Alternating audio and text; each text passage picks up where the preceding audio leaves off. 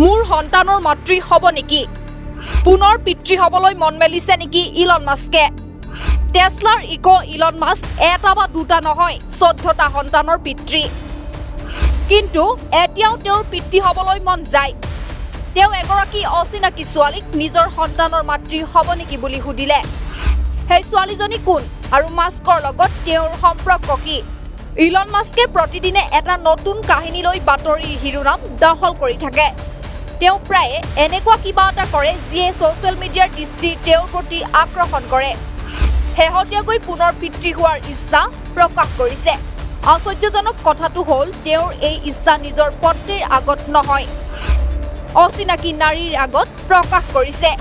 তেওঁ পোনপটীয়াকৈ সুধিলে, তুমি মোৰ সন্তানৰ মাতৃ হ'বা নেকি? সেই মহিলাগৰাকী আন কোনো নহয়, ক্ৰিপ্টো ইনফ্লুৱেঞ্চাৰ আৰু ইউটিউবাৰ টিফনি ফুং। অৱশ্যে টিফনি ফুঙে মাস্কৰ এই প্ৰস্তাৱ গ্ৰহণ কৰিবলৈ অস্বীকাৰ কৰিছে।